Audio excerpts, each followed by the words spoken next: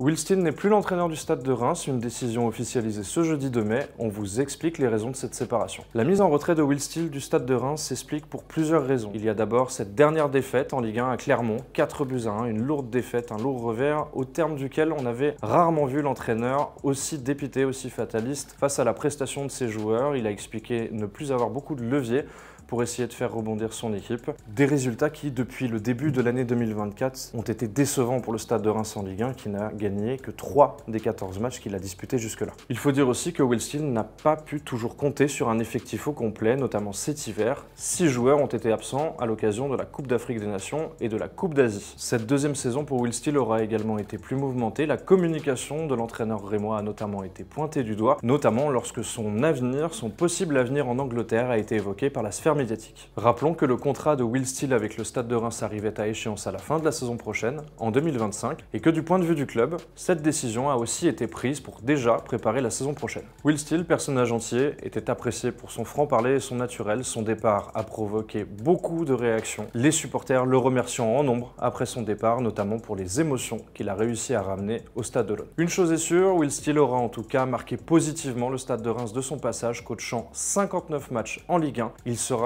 et restera l'homme qui a mené le Stade de Reims à cette fabuleuse série de 19 matchs sans défaite en championnat la saison dernière.